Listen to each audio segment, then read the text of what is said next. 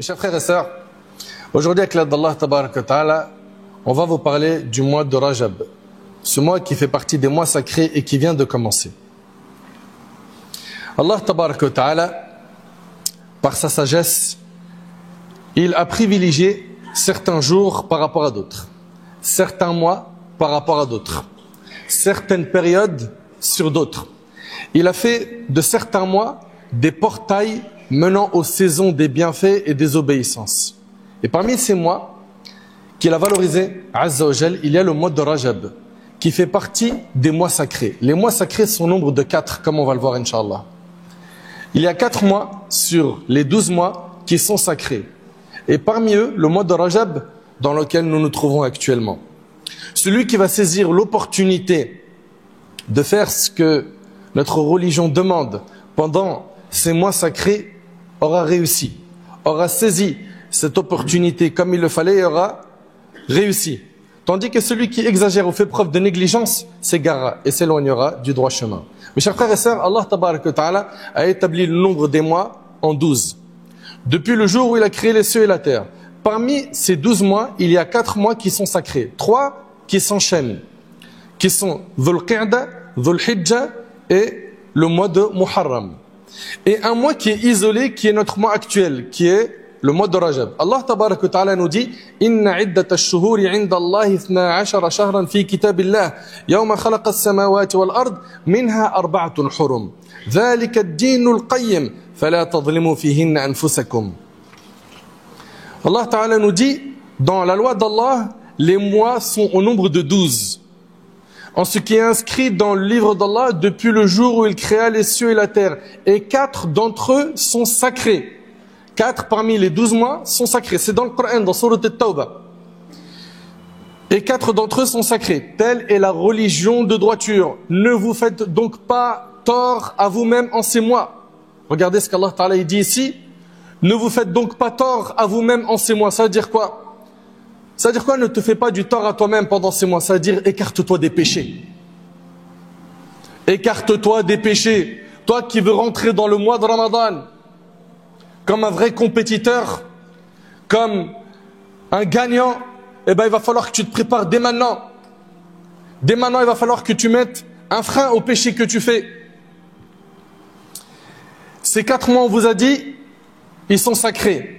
Et ces 4 mois, on les retrouve dans un hadith rapporté par le Bukhari et Muslim. D'après Abu Bakr, le prophète sallallahu alayhi wa sallam a dit, certes, le temps est revenu comme le jour où Allah a créé les cieux et la terre. L'année est composée de 12 mois, dont 4 sont sacrés. 3 sont à la suite, Dhul Qa'da, Dhul Hijjah et Muharram, et Rajab, Mudar, qui est entre Jumada et Shaban. Et le hadith, on vous a dit, il est rapporté par Bukhari et Muslim. Mes chers frères et sœurs, parmi les sagesses liées au caractère sacré de ces mois, il y a le fait que Rajab précède Sha'ban et Ramadan. Cela donne à l'individu l'opportunité de s'éloigner des péchés et de se préparer au jeûne de Ramadan. Et le Hajj, il tombe pendant les mois sacrés. Ibn Rajab, rahimahullah, il a dit, le mois de Rajab est la clé des mois du bien et de la bénédiction. Écoutez-moi bien, s'il vous plaît. On n'est pas dans n'importe quel mois. Le mois de Rajab est la clé des mois du bien et de la bénédiction.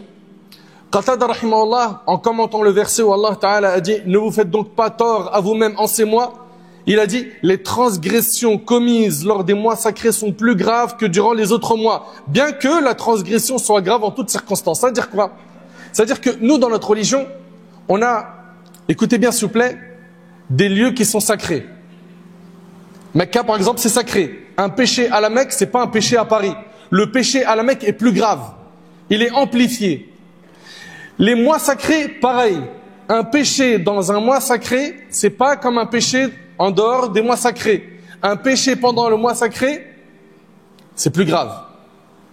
Un péché pendant les mois sacrés, c'est plus grave. Ça veut dire qu'une médisance dans Rajab, c'est plus grave qu'en dehors de Rajab. Calomnie, pareil. Les mensonges, les gros mots, etc. Ce que tu regardes d'illicite.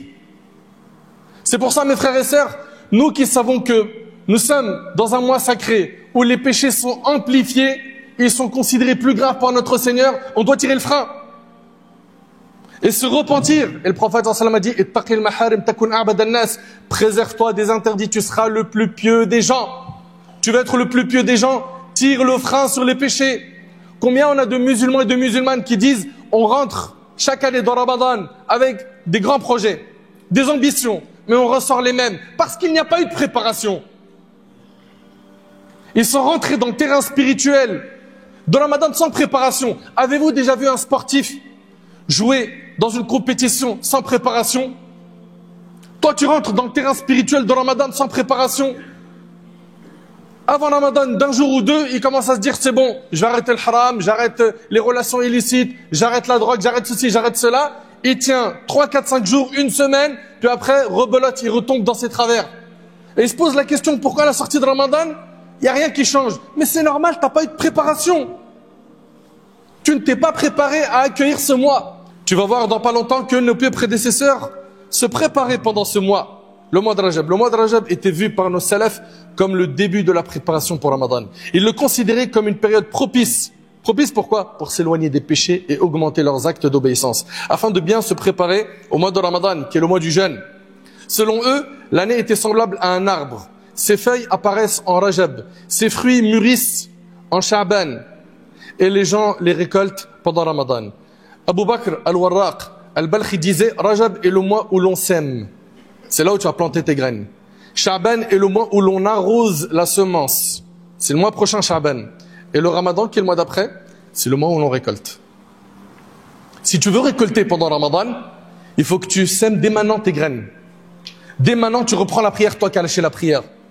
Dès maintenant, tu redoubles d'efforts pour adorer Allah Tabaraka wa Ta'ala comme lui le veut, pas comme toi tu le veux. Certains, malheureusement, ils veulent une religion sur mesure. C'est-à-dire quoi? C'est-à-dire, ce qui va satisfaire mes passions, je prends. Ce qui ne satisfait pas mes passions, je mets de côté. C'est fini, ça. Faut que tu tires une croix sur ce mode. Tu es musulman. Et là, je m'adresse à ton islamité. Le musulman est celui qui est soumis à Allah. Ça veut dire quoi? Ça veut dire qu'il met en pratique tout ce qui vient d'Allah et s'écarte de ce qu'Allah a interdit. Si tu veux être constant pendant le mois de Ramadan, il faut que tu te recharges dès maintenant, que tu te repentes dès maintenant, que tu places des bonnes intentions dès maintenant, des bonnes intentions d'être quelqu'un de meilleur, de changer. On a eu des gens l'année dernière qui ont jeûné avec nous, qui ne sont plus de ce monde. Peut-être que ça sera ton cas, tu vas mourir avant. Au moins place des bonnes intentions, car le prophète Hassan nous a enseigné que les actes ne valent que par les intentions. Si j'ai placé beaucoup de bonnes intentions avant Rajab et que je meurs avant, Allah me récompensera en fonction des intentions que j'avais préparées en amont. Prépare des bonnes intentions. Et si tu vis jusqu'à Ramadan, sache que Allah t'a gratifié d'un immense cadeau. Profite pour ressortir de ce mois avec le diplôme de la piété. Mes chers frères, mes chères sœurs, Al-Qurtubi, rahimallah, il a dit, Rajab est un mois où Allah multiplie les bonnes actions. Subhanallah, vous entendez ça? Ça vous fait rien? Les bonnes actions sont multipliées, les péchés sont amplifiés. Ça te fait rien? C'est un mois comme les autres? Non, ce n'est pas un mois comme les autres. Nous sommes ensemble, réunis pour se rappeler mutuellement l'importance de ces moments-là. Le prophète, dans un hadith rapporté par Abu Daoud, selon Abu Dhar, il a dit, écoutez bien, Sum min al-hurum watruk. Il a dit, jeûne pendant les mois sacrés et abstiens-toi. Jeûne pendant les mois sacrés et abstiens-toi. Ça veut dire quoi? Ça veut dire que tu jeûnes pas tout le mois et tu ne t'abstiens pas tout le temps. Non. Donc, c'est un encouragement à jeûner de manière générale dans les mois sacrés sans spécifier de jours précis dans le mois de Rajab, car faire cela, c'est une innovation religieuse. Nous n'avons pas dans nos textes des sources qui encouragent à jeûner un jour spécifique pendant Rajab ou à veiller une nuit spécifique pendant le mois de Rajab en faisant Qiyamul Layl, les prières nocturnes. Non.